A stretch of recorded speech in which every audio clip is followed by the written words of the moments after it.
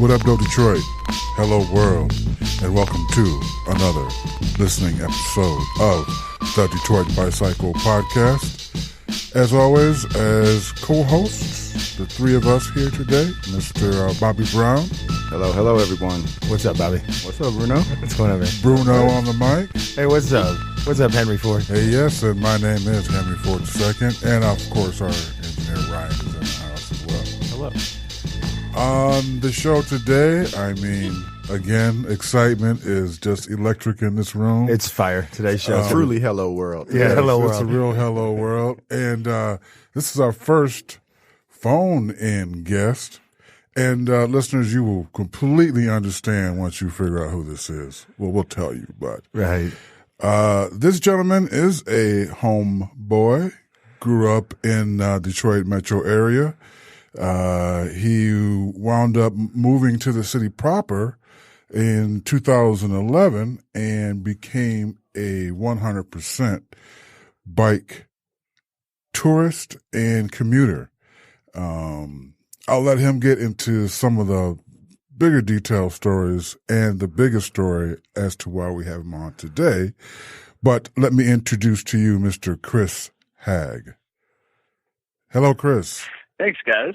Hey, how's it going? Good. Great to be here. Welcome. I think that's the best introduction I've ever had. Oh, my goodness. We're Thanks. humbled. So just to lay the table, let's set the table for everybody. Chris is calling us pretty much near the Guatemalan border. Is this correct? Yeah, I'm in San Cristobal de las Casas in Mexico. I think I'm less than 100 miles from Guatemala right now. Less than 100 miles from Guatemala. Wow. Now, ladies and gentlemen listening, he got there on a bike, and he started back in July of last year, I believe, in Alaska. Correct. And he and his wife, Sophie, are traveling by bike from Alaska all the way south to Argentina. Yeah, that's amazing, man. That is. Yeah. That is. I mean, Alaska to Argentina, 20,000, and you're currently about how many in now? Miles, I want to say we're 7,000 or 8,000 in, something like that. Wow. Well, that's, Yeah. That's amazing. That's amazing. Yeah. Well, currently you're doing this, really simply. I mean, let's start from actually where I first found out about you, and that was on your trip around Lake Michigan. This was in 2013. Is that correct? Yeah. How did that, first of all, come about? Well, I guess it sort of started with just kind of getting back into bike culture around that, or I guess maybe getting into bike culture for the first time around 2011, 2012. You know, I hadn't really rode a bike much since I was 15 or 16 years old. And then I moved into the city and I just kind of it was just easier to ride a bike. So I started doing that more often. And then I guess I'm the kind of person, you know, I get into something and, you know, I ride my bike 3 miles to go downtown, and then I'm like, oh, maybe I should ride my bike to Hamtramck, and then I'm riding my bike to Ann Arbor, and then I'm riding my bike, you know, across the state and around Lake Michigan and back to Detroit.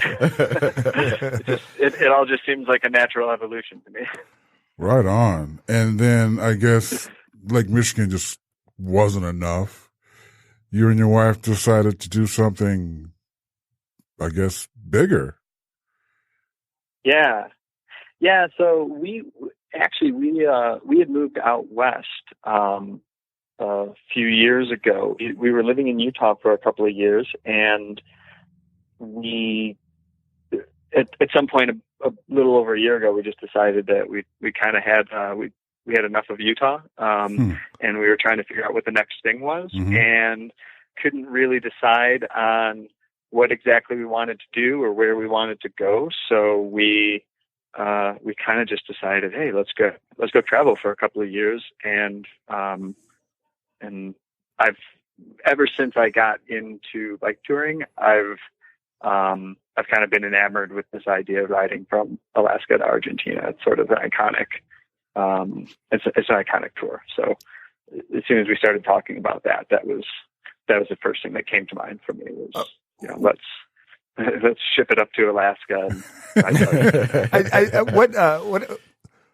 what are the logistics that have to go into this? Like how many, how far out did you have to start planning?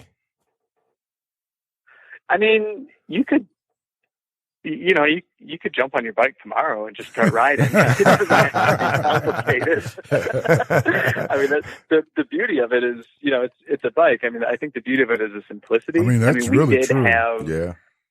The reality is that, you've got life issues that you have to deal with, right? So with us, we had to sell things. We still own our place in Detroit, so we had to make sure that was rented and that we had everything in line in terms of if we had a problem back there that came up while we're somewhere like here, how are we going to deal with that? And honestly, the most complicated thing was that we have a dog, and we had to find somebody that was willing to watch the dog for 2 years. But as far as the life stuff goes, I guess it's whatever it is that's in the way of you being able to walk away for that period of time. Sure. And I think that's probably something that's different for everybody. And I think for us, we're the type of people that I think traveling is always on my mind. So I kind of joke that my bag's always packed. There you go. And I'm always ready to go. That's the mindset, right for there. me, I think Yeah. that kind of structured my life in a way that, and for Soph too, I think we just structured our lives in a way that, that we'd be able to, we can pull anchor at any time. Now, you've allotted yourself 2 years, or did you even give yourself a timetable? We're saying 2 years, and I think it's a good period of time in terms of we don't need to rush, but also we're not just kind of sitting around for too long either in one place. We kind of, as long as we keep moving every now and then, we can take a couple weeks off and enjoy a place if we really like it. But you know what I didn't think about when we first started was that 2 years from July puts us hitting Argentina, which is, the bottom of Argentina is just as far south as the top of Alaska is north. Oh, wow. So it puts us there in the middle of their winter. So, so I'm not sure how that's going to go yet. We might end up having to ride in circles in Ecuador for a month or two. Slow down or speed up. No. You said you just threw your bikes on a plane and shot them out to Alaska. What was your packs like? What was your initial bike look like? What did it weigh? And what were some of the things that you initially thought about carrying? Yeah. So, and actually we took a boat from Washington to Alaska. Oh, so wow. We flew to Seattle, and then they've got there's a ferry that runs between Washington and Alaska. So we ended up doing that to get there, and we shipped the bike separately. Okay. But our bikes were a lot heavier then. Imagine. You learn pretty quick when you're doing this that I'd say probably within the first. Actually, I know it was within 4 days.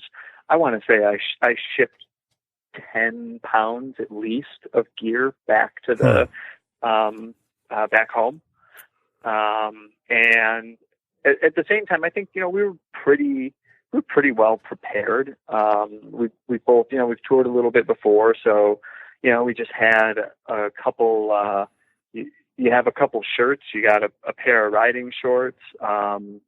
It's 2019, so you got to have your Kindle and your laptop and your phone and a spare battery for those things, and solar chargers and everything like that. But from looking at other people, we're kind of middle of the pack, I think, as far as we don't have a ton of weight on our bikes. We're also not. I wouldn't call us ultralight by any means. Gotcha. But front and rear panniers on both of our bikes, and I also had on mine I carried all of our food. So on top of my rear panniers, in Alaska, I had a bear canister, which we had to put all of our food in. And basically it's, it's just a big cylindrical container that a bear can't open with its paws. I got you. So literally. Oh yeah, you definitely have to use those in bear country, man. And hang your food up. Right. Yeah, right. I've been there, man. I'm with you, Chris. And a little bear spray never hurt.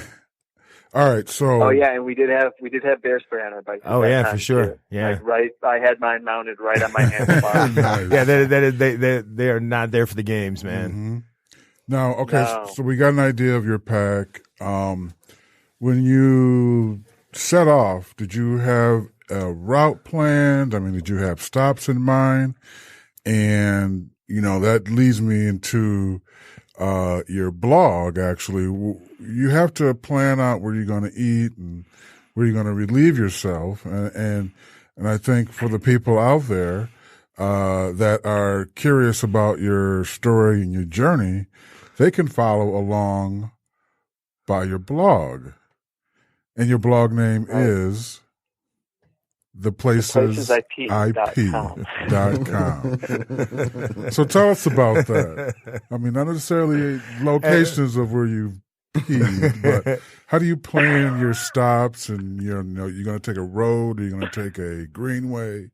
Are you going to take? How do you plan all that? So how about I'll start with the general route planning.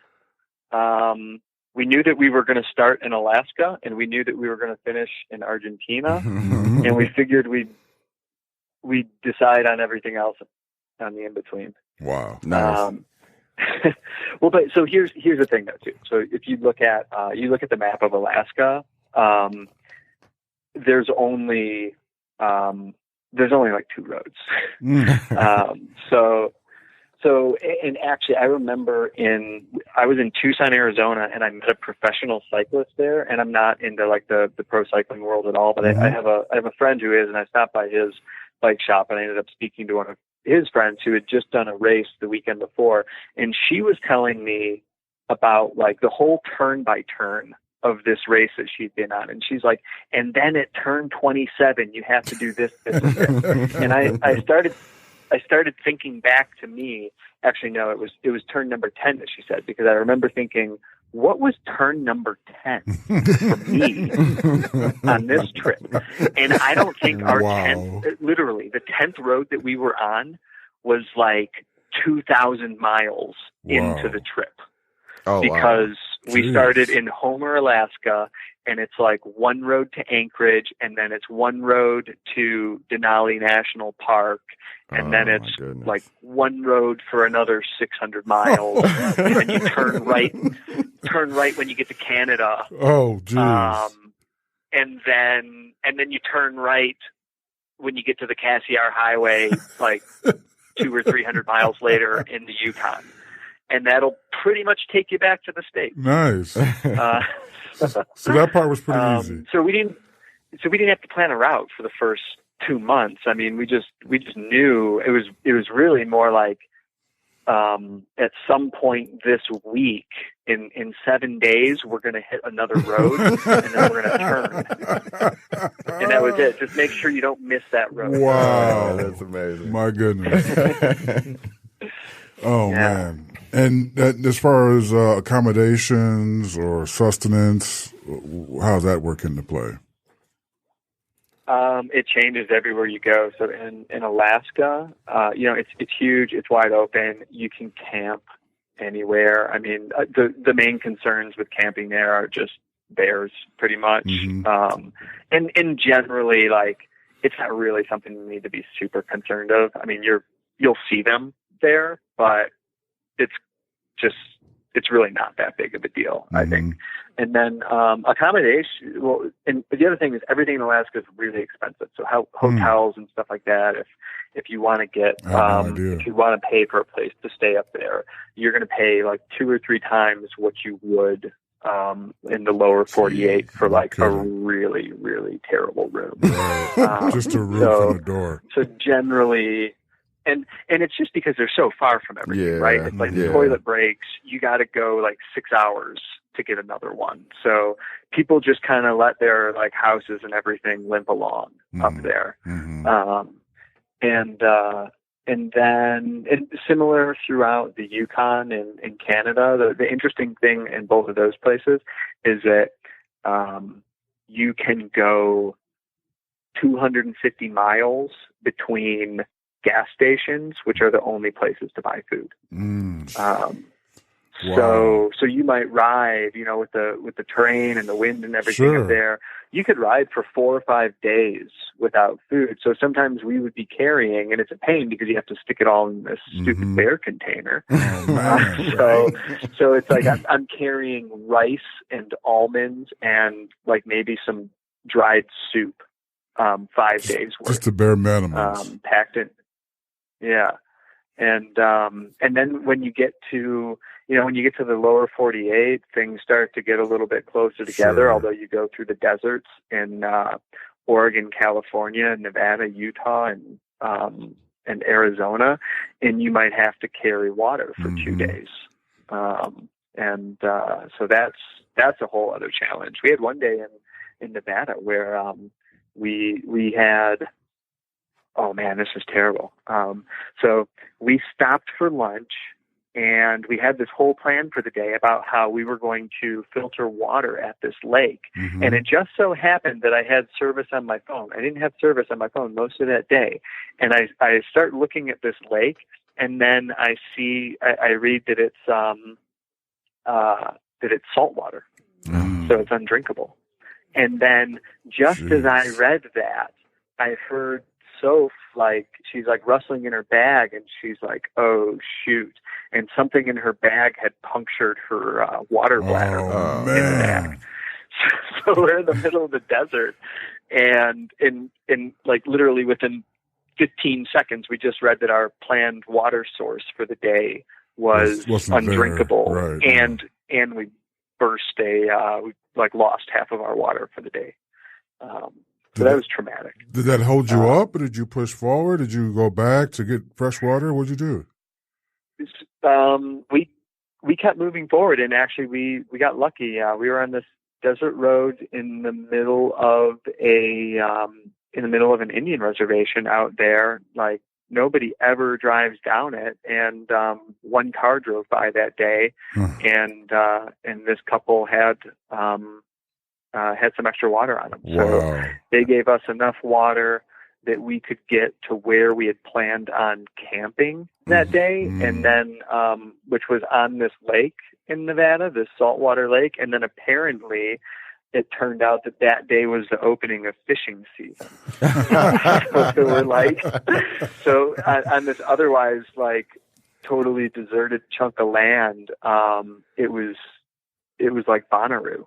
There were like hundreds of people camped out on the side of it. Oh my goodness! And when you roll up into a situation like that on a 100-pound bike, everybody looks at you. You know, it's like they turn their head sideways, and they're all like, "What the heck are you doing?" And then you tell them, and everybody's like, "Well, shoot. Come over for a beer. Come over for dinner. You guys need water? We got water." Nice. A plate of fish. Yeah, for real. Yeah, exactly. Yeah. So, and then food in Mexico has been super easy. Like, towns are 30 kilometers apart. Every day, there's just tons of food here. That's never been an issue. Okay, so pretty much the struggles were in deserts and in barren country where it wasn't very populated. Definitely, yeah. Those are the toughest spots, I think.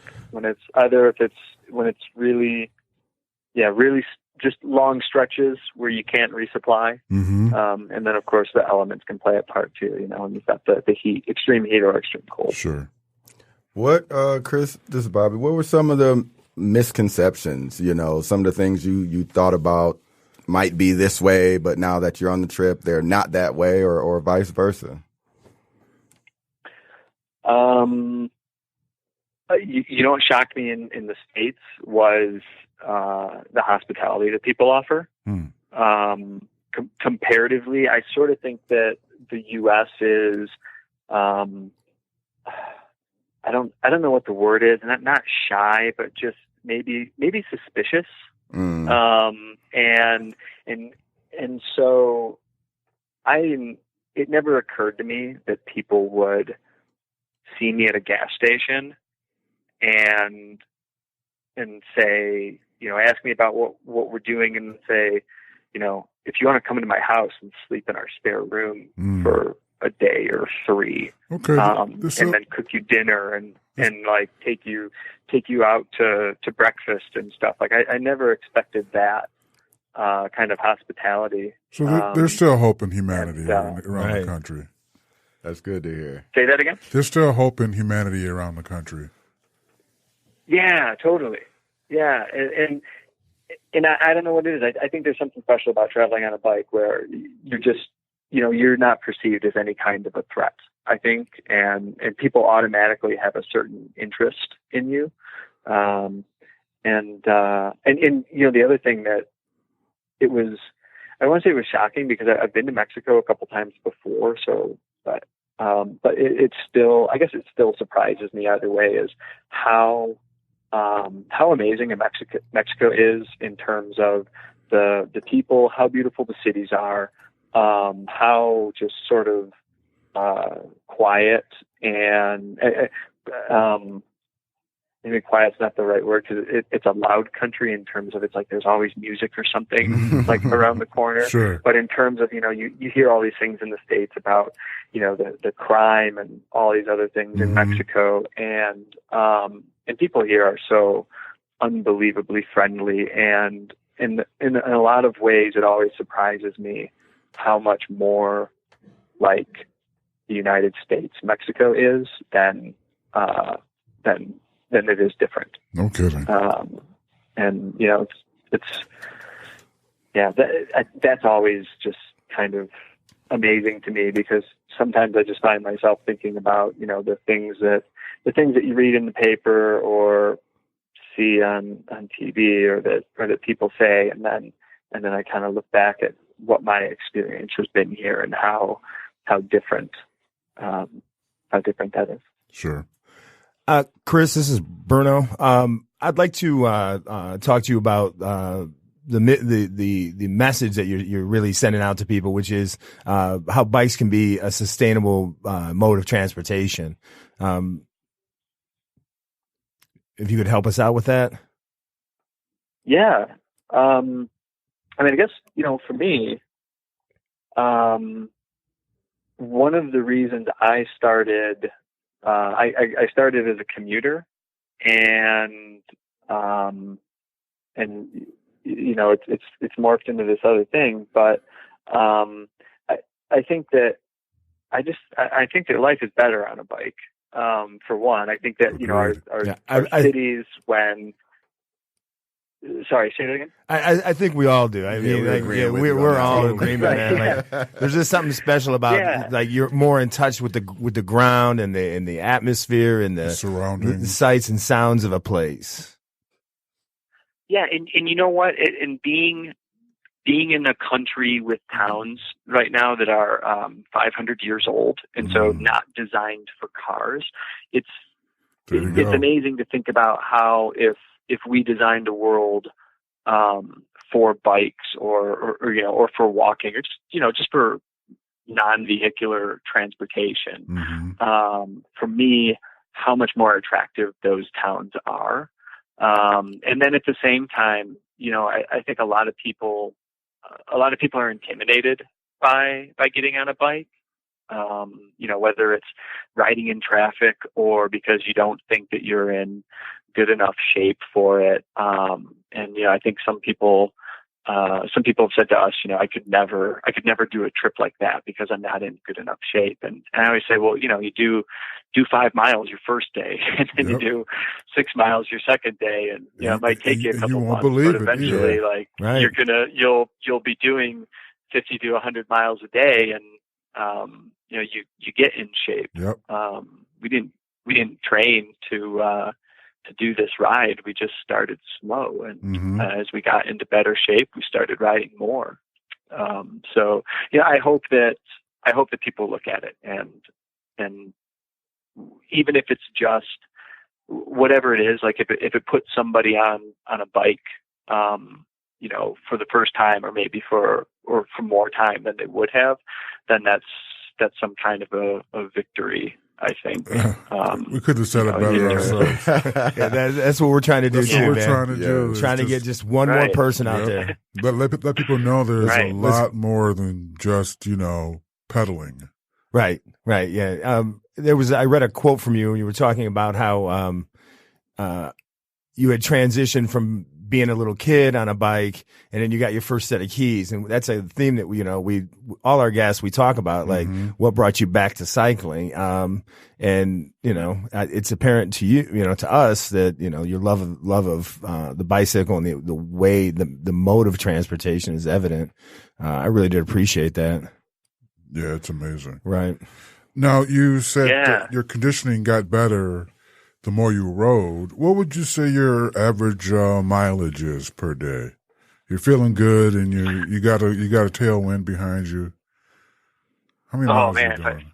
If I had a tailwind behind me, I swear it doesn't matter what direction you're going, and you never have a tailwind. You never do, right? It's always uphill. Always. So it depends on a lot of things, right? The wind, the terrain, and the temperature are the main things. Like everything else equal in terms of how I'm feeling.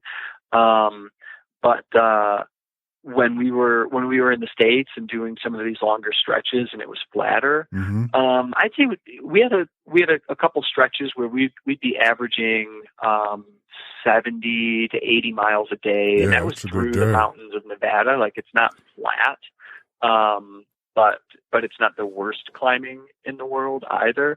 Whereas right now in Mexico, we might be more like 50 miles a day because of the climbs. Mexico is mountainous. Very high elevation. I had no idea how mountainous. Yeah, Mexico City, man. It's Yeah. And they don't build their roads the same way we do in the States either. Like in the States, we like, and I don't know if it's because the terrain's different, but in the States, like even going through the mountains, you can get like a relatively straight and gradually climbing road. And in Mexico, you're just twisting and like, going on those hairpin turns with like a 20 or 30, 40% grade sometimes. Wow. It's brutal riding some days out here. And then you get a 90-degree day and 90% humidity when you're doing that. It tears you up. Did you have to do any vaccinations for this trip at all, or was that just we'll see when we get there? Oh no, I got all the vaccinations. Okay. I have like a biological armor to all kinds of infectious disease now. Okay.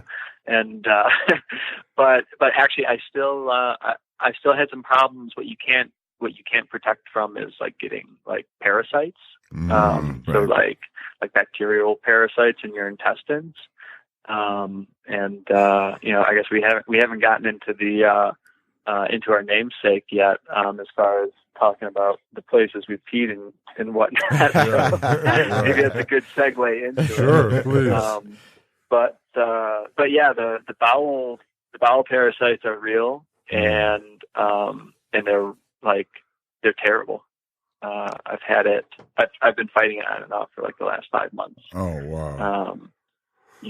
And to ride through it, right? Like these days where because you're not taking Imodium for that, man. That is not what that's for.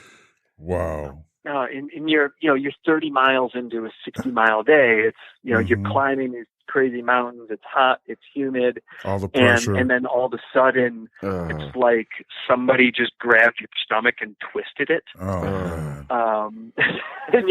you're on the bike, and you're just like, oh, geez. Yeah. And then you look at the map. You're weighing all your options. As far as, where am I? When can I get to a town or you gotta get that mind right. Toilet or a shrub that I can hide behind. Power through it, man. Now, so you mentioned the conditions, the weather, the terrain. Any other predators that you have to deal with?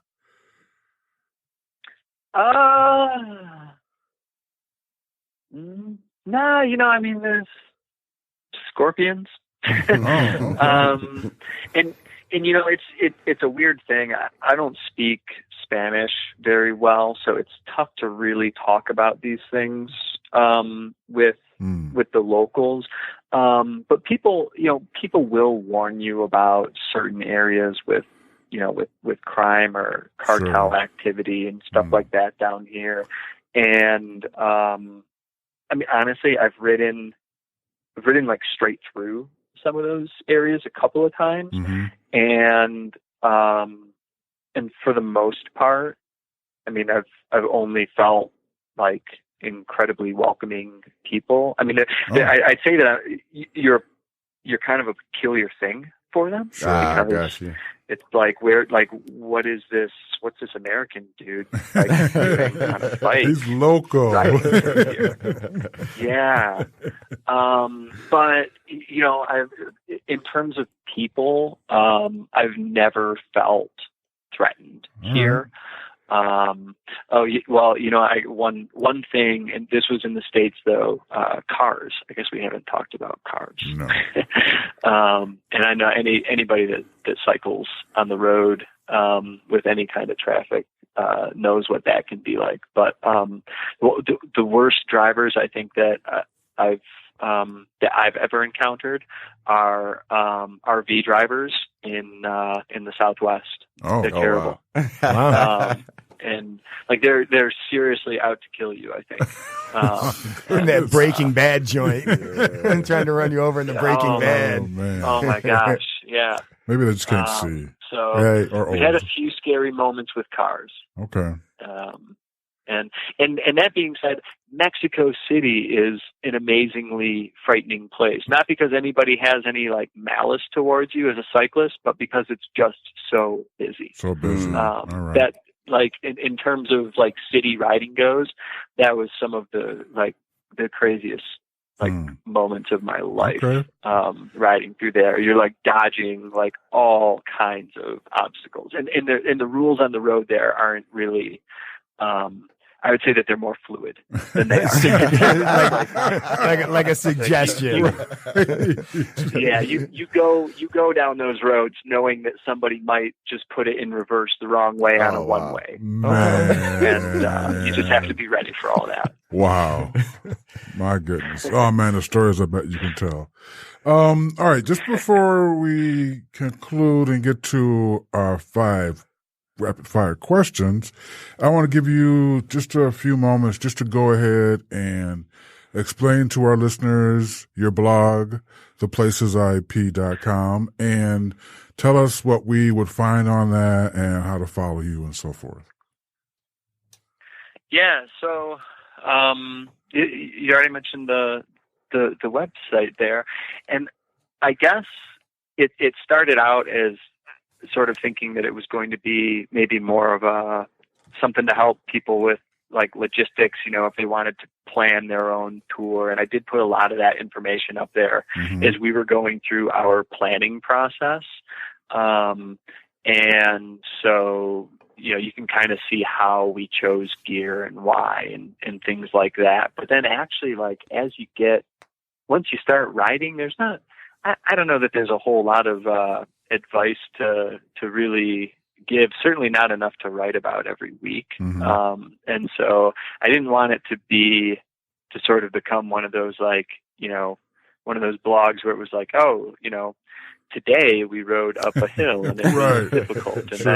And then we made canned beans. Again. So yeah, I guess, I started, I try to tell entertaining, fun stories and be thoughtful about it.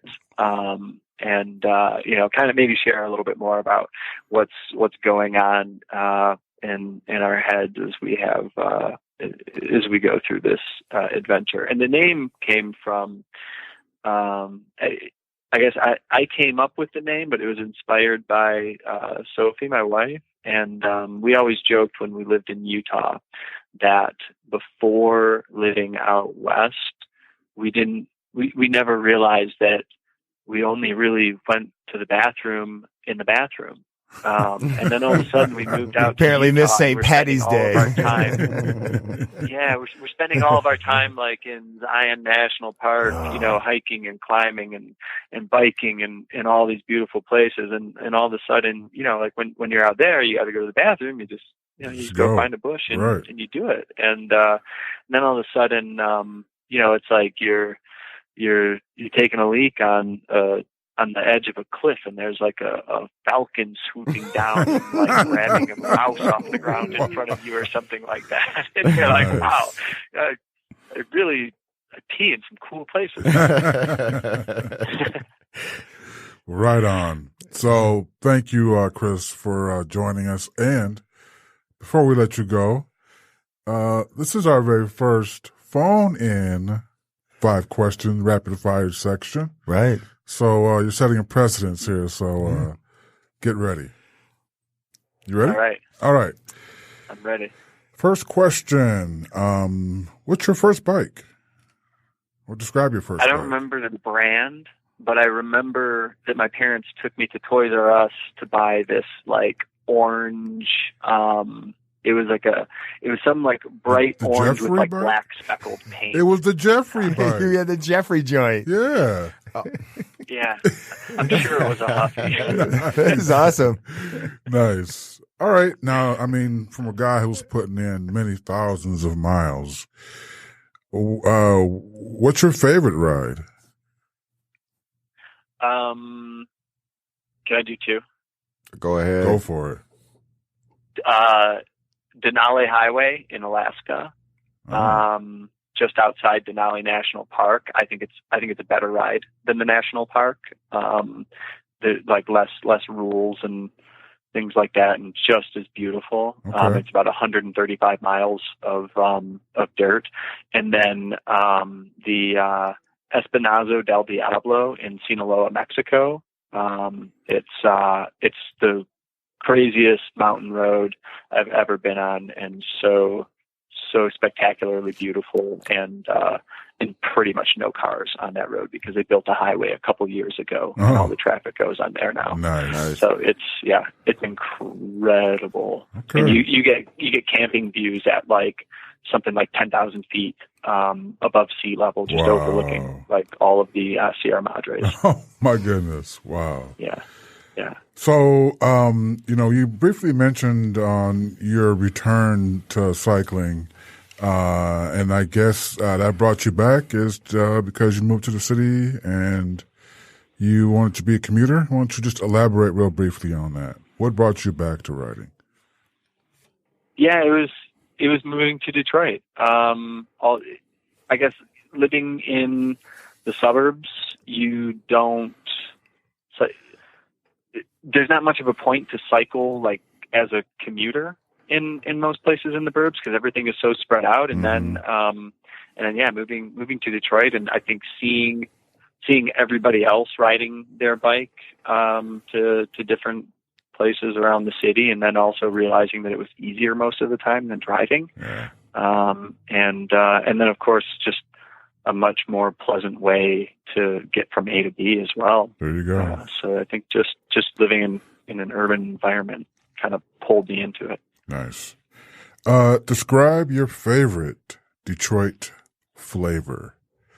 Now that could be Joe Louis. It can be anything. It doesn't mean food, music, yeah, a vibe. I think Detroit's kind of got its own soul, and one of my favorite things is like Detroit's got its own lingo. And I think my favorite saying in Detroit is "all right now." All right now. What up, Doe? All right now.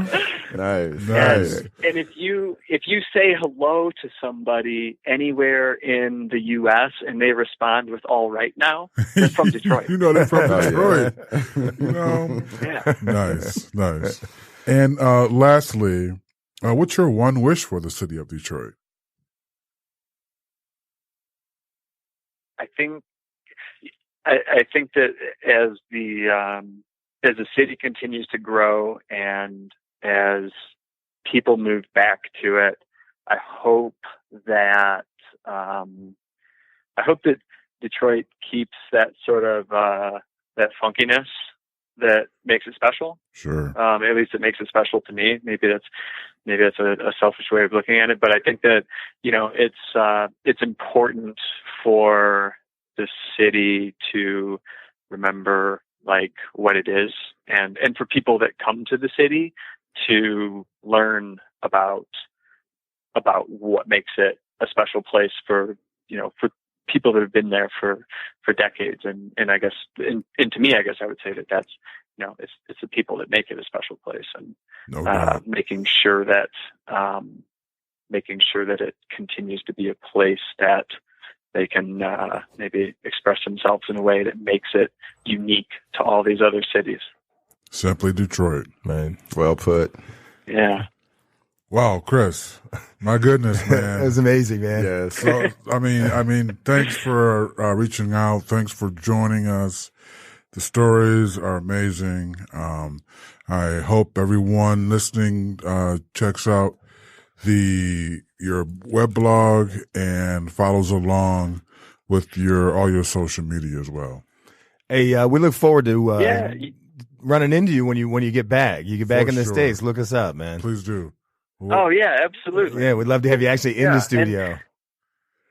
And if you guys want to do, a live show from Ecuador or something, come on out. All right, man. That'd be great. Definitely. Let's go.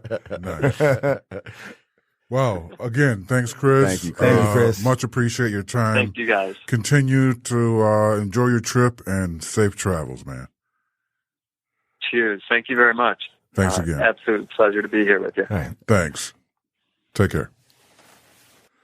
All right, Bruno. I mean, Hey, what's the up, man Eddie? of the street. Dude, I was out. We appreciate you doing all what you do, rolling like you do. Hey, it's the greatest job ever. And I think this week I'm blown away. I'm just excited to hear this. It's a local legend. And to be honest, man, the literature that I read about him before the interview, the guy might really be more famous in Europe than he is here in the States. Wow. Or in the city. And of course, I'm talking about Mr. Dabl. Dabl, he got mad at me for calling him Mr.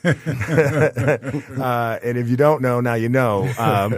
He's at the corner of the Grand Boulevard and the Grand River, just east of Northwestern High School, or just west of Northwestern High School. He's got an installation art museum, in an African bead museum there that's one of a kind. One of a kind. I mean, it's not like anything you've ever seen before. Fantastic. And man. so I sat down with him for a good hour, and this would be the good parts. Nice. Thanks. Thanks. All right, I'm very proud to even be invited into the Dabl Museum with Mr. Dabl. How you doing, young man? I'm fine. Hey, it's great to have you in the to have you invite me in. What an amazing place, man! And from what I read, this really began with a bead collection. Is that true? Yes. Okay.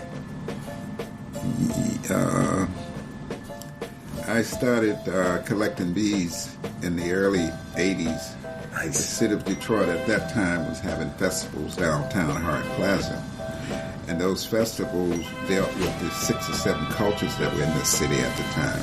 The Polish, Mexican, Arab, the African, the Caribbean festival. So those festivals brought in international bead dealers. Okay. And a lot of those dealers were from Africa, and they brought beads and other things. The beads got my attention because they embodied the history of the people. They were never used just for adornment. They communicated specific information about the individual, his status, his initiation, his rites of passage, a particular culture. So that fascinated me because I had worked with the Charles A. Wright Museum for 15 years as the artist in residence and curator. And so my sense of culture was well refined, and I knew that there were very few things in this country that African people could claim as being out of their paradigm, their culture, their philosophy, and their way of doing things. And here I had these beads that were specifically dealing with things out of the paradigm of Africa. So I decided that I would open a bead museum, which was easier said than done. First, I didn't have no money. And second, if you don't have money, most ideas are put on the shelf. But there was a lady named Artie Riddick who owned this property. I tried to buy the property from her on land contract. She almost knocked me down when I said land contract. She didn't want to hear that. But I had explained to her what I wanted to do. So she just went off on me. She really pissed me off. So I showed my anger by saying, why don't you just give me the buildings then? So that kind of caught off guard, That's not something you say to someone in retail. He said, no, you're a nut. I'm gone out. But she called me back the next day and said, what if I gave you that property on a handshake that you would promise to do what you said you was going to do? So I said, yes, I'll do that. I was going to do that anyway. Yeah. So keeping my word is not going to be difficult. Exactly. But there was a generation different. She was probably in her 80s, and I was probably in my 30s. So she came from a time when the handshake was the most important thing. Absolutely. So she gave me the property. I set out to build the museum. The first thing I ran into is that in 1989, the city of Detroit was preparing to go belly up because preparing to file bankruptcy. And most of the people who had the ways of leaving the city had left. Right. So there was no money. If you could leave, you left. Yeah. Right. So, but here I was with all these ideas on museum procedure, museum display. Yeah, and so I'm like, oh man, what am I going to do here? I said, you know what? Forget about being controlled by an entity that really has nothing to do with what I want to do here. Separate yourself. Yeah, because the goal was to move to the community to make these beads readily available based on the living styles of people in the community, which they do not prepare to go to museums. So it was open 24/7, except for this area here. So people would just come here at their own leisure and enjoy the place, and it was such an eye shock to the curiosity would bring them here, just to look around. Absolutely. As we talked about, it's an amazing delight to the eyes. I mean, your eyes go from one exciting thing to the next exciting thing, like a 4-year-old on coffee and ADD. Yes. Yeah. And I had discovered that learning has not always been based on a European model. Well, 20 people would sit in front of one teacher, and that teacher would... They would just spit out knowledge, and hopefully the kids would hit them in the face, and they would get it, yeah. And there were things that were emphasized that are not being used today, that when you look at something, there's some other things going on. It's communicating with you on all kinds of subliminal levels. So you don't necessarily need to be told what it is. Your subconscious will make sense out of it based on the information that is already in it. So I said, okay, well, that takes away a great burden if I don't have to put captions on everything. Right. And I don't have to space things. And people's minds can fill those in, fill in those gaps. And so it worked. And besides, this was not the museum that you're looking at now. This was the sale gallery. But what I had forgotten was that most of the bees in here that you're surrounded by are 200 to 300 years old, and some are even older. Wow. And people can sense things that are old. It's just, people just come in and say, oh man, this stuff is old. Right. It's nice. Right. So I said, okay. And it does make you wonder, like what is the history of this bead? Like, what story could this bead tell me? And in that case, when I was doing the research, it dawned on me that these beads are in many ways more like seeds. Yeah. Seeds to an idea, seeds to a culture, seeds to your own self-reflection. Yeah. Yeah. It's quite amazing. And so around 2003, somewhere along in there were some other things that were happening that I didn't really associate with what was going on here. One, that the internet was trying to figure out ways to promote itself. The cameras were trying to do more than just have you communicate by sending images. And the people with the phone wanted to do more than just have you talk. Right, so the marriage was made. The marriage was made, and then this guy who invented Facebook, he had a different kind of platform for it. So they went commercial with that platform. They went public with it, allowing people other than in college to have access to that platform. And there were some other groups out there that were trying to do some things. I remember email was pretty much doing everything that it's not doing anymore. Correct. There's different platform took part of it. The video took part. The social media took part. Instagram came in and made everything instant. Now, people had these devices that they didn't know what to do with. And here was something sitting over here just looked different than anything else in the city. So they came and snapping pictures, sending those pictures back to Europe. Most of the people that were coming here at that time were visitors from other countries. Correct. Everyone else just got the message. It ain't going in, there's nothing in the city of Detroit. Yeah. Through the literature, and we've talked, about how famous this place is outside of the United States, outside of the Detroit environments, and the number of visitors that have come here from and interviewed you from Germany and France and England and parts of Africa and Asia. It's amazing. The difference between notoriety. Yeah. Like you're less known here in Detroit, unfortunately, than you are internationally. Which makes sense. People in the city, if you grow up around something, you don't even pay it any attention. You become sort of numb to it. Yeah. Okay. How long has it been over here? I drive down Grand River every day. I said, we've been about 20 years. For real? How come I'm just not noticing? Right. What, all the mirrors and the shiny... But it worked out in the right order of things because the people who were coming here on vacation was sending these images back home, and those people began to come here. And these mainly older Europeans who had a history of when their cultures included beads. Because these beads in here have been worn by people for some of their lifetime. So you got 300-400 years of information just sitting here in these beads that communicate with us. We've been told that it's not, but in reality, when people come in and say, "Oh man, I can feel the energy. It's nice," and that's what they're saying to me. These items are communicating with them. So I said, I'm gonna rely on that. Forget about this foolishness about putting captions on stuff. Right. And I'm gonna build the installation out there.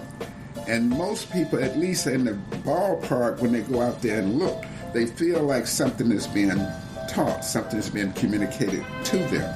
They may not ever realize what it is. Right, they're being changed somehow. Exactly. Whether consciously or subconsciously, there's a change taking place. Exactly. Yeah. And people come here literally from all over the world, man. You get about, 35,000 a year? Yeah. That's a lot. Probably more than that now because that's 96 Expressway out there.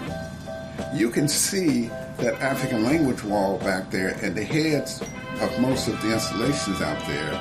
And the state said 400,000 people travel up and down that express. So we're getting a lot of people. I didn't even realize you could see the installation from the expressway. Because the design, when I set out to build this thing, it was just for curb appeal. Get the people going up and down Grand River to see it. That was the modest goal. Had no idea that the world would take notice of this place.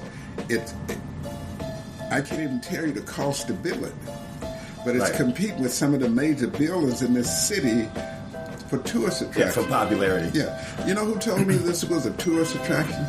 The state of Michigan. Oh, they came to you and they said... yeah, whatever. I said, how would you know this is a tourist attraction? No, he called it destination point. Oh. I said, how would you know that? He said, well, look around, you dabbles. They're not coming to the store next door and then coming here. Right. They're coming here.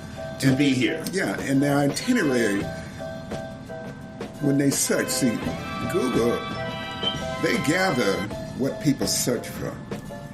Now, Google came here a few years back. I didn't realize. They said, you get a lot of requests. What we want to do is do a virtual reality of this place. This was long before they made it available to the rest of the community, businesses and things.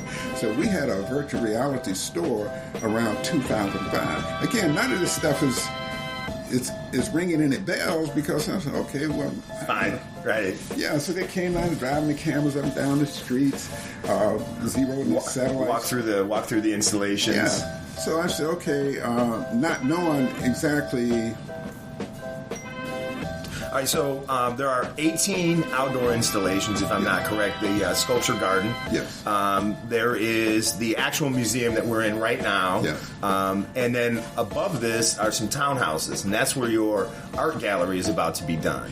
Yes. And you're working on that?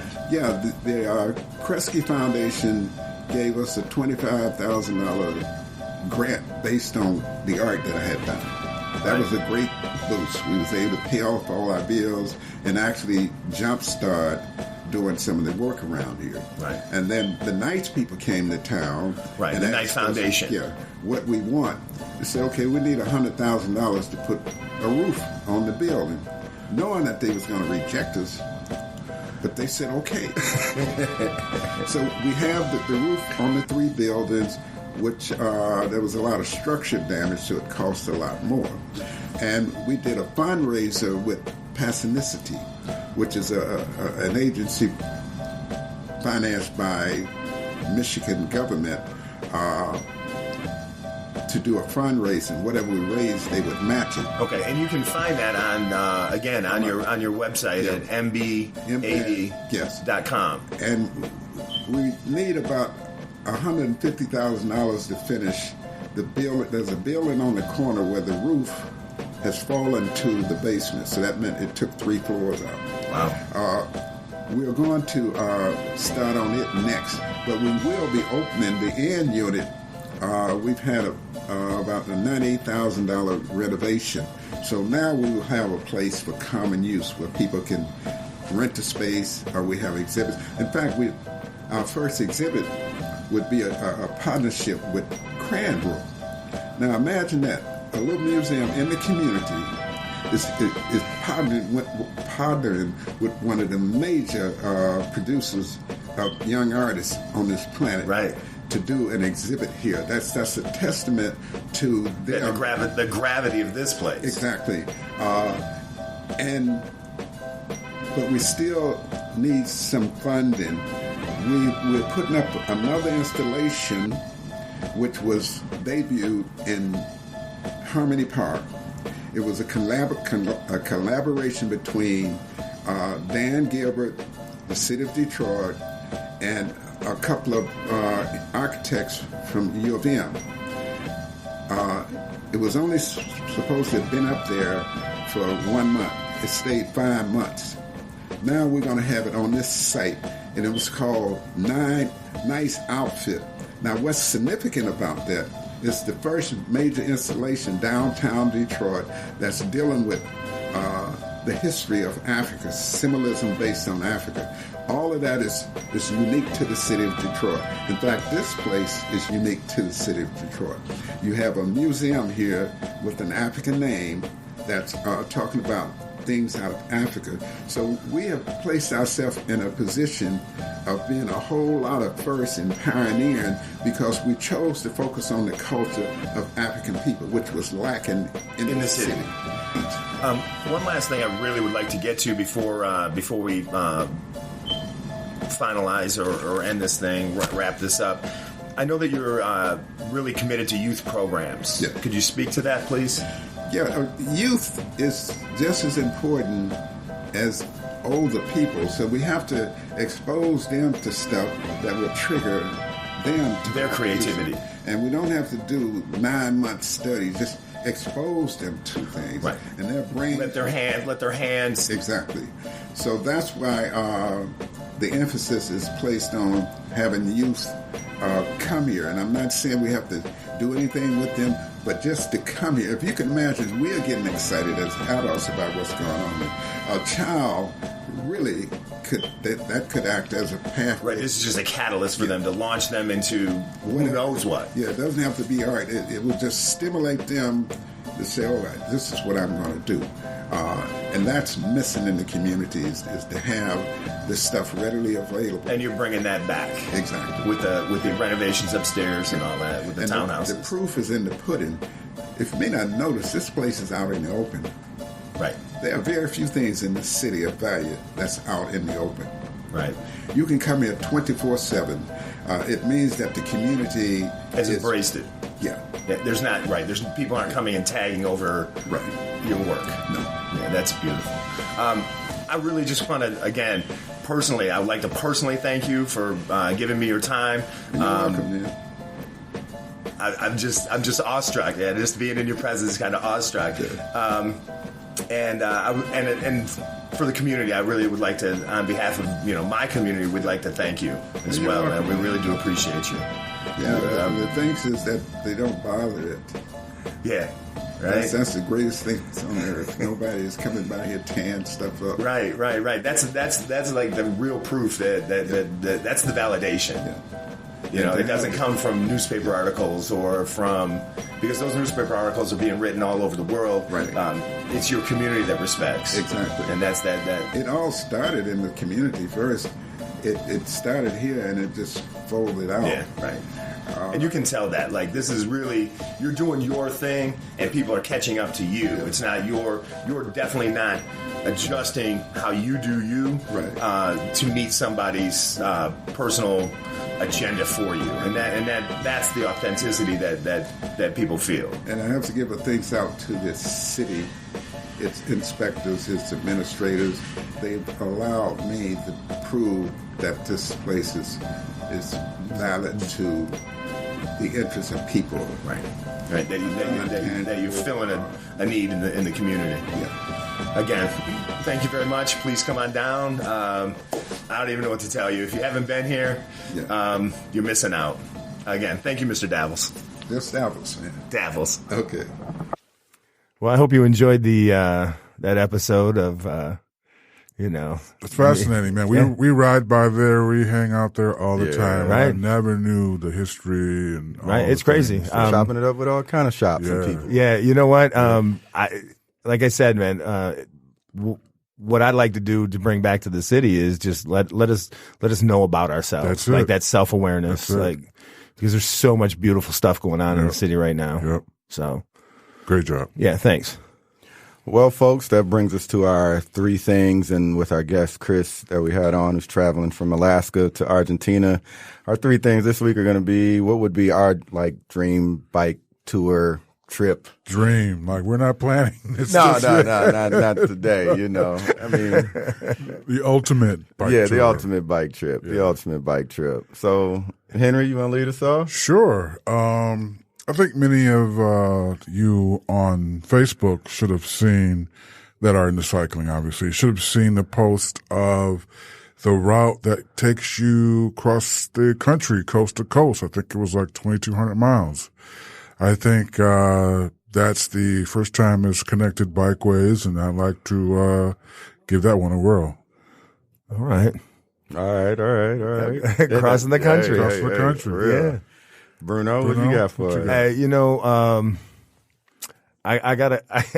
I gotta go with the Silk Road, man. I gotta the history of the Silk Road. I gotta go Vienna to Beijing. Ooh. I mean, if you had a chance to, if you were just given the opportunity to ride wherever you'd want to go, I think that would be the one. All those cultures. All the different environments and the history of that route. All the mountains. Couple of and some deserts in there. Yeah. I think that might be the one. Nice. Bobby, what's up? For me, you know, hey, we're going to go back to the motherland, Africa. Yeah. I would love to do Cairo to Cape Town, you know, just travel down the east side of Africa and see it all, you know. Just, you cross all the environments that way. You catch all of them. Different landscapes, you know, the people, obviously, you know, it would be amazing. And, you know, bring some bear spray to fight off a lion or two here with my bare hands. You know, that'd be cool too. You know, that'd be cool. But no, if I could definitely, you know, that would be the ultimate bike trip. Start up top and work my way down. Yeah, that would be money. Yeah. I mean, do you think 2 years would be enough? Nah, man, that's probably, I'm gonna need more than 2 years. I want to see it all. I'm gonna hang out. I'm hanging out. Yeah, I think that might be the way to go. That might be the He's talking about doing 70 miles. My car overheats at 70 miles. What do you think I'm going to do? No, I'm hanging out, man. I'm hanging out. Take my time. But no, the east side, Africa, Cairo to Cape Town, I think would be pretty sweet. Yeah. There you go, ladies and gentlemen. Our three things segment is our ultimate bike tour. Hey, can I put something out there? Yeah, go for I know it. we haven't really talked about this in our pre-production stuff, but like, if you contact us with your favorite thing, your favorite route, your dream route, we might sit down and pick the best one and maybe throw you something. A what up though? Yeah, throw you a what up though or something. Like give you a shout out on the airwaves or something. Yeah, just let us know what you let us know what your routes would be because sure. you know. And y'all know where to reach us. Y'all can hit us Detroit ByCycle, ByCycle, y'all, on the grams, the Twitters, the Gmails, all of it. Leave us your ultimate bike tour. Yeah, that'd be interesting to see what other people come up with. You know? Yeah, oh yeah. Hey, if it's to the store and back, you know, let us know. You know, hey, I'm not doing 20,000. Maybe your bike's got a flat. Maybe that would be it.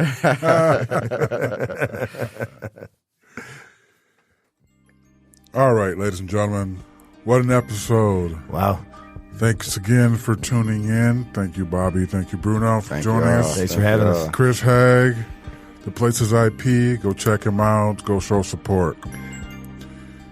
And for those that didn't know, now you do. This is Detroit ByCycle. We're all about the love, benefit, art, culture, events, food, and the people we meet on bikes from the Detroit area and beyond.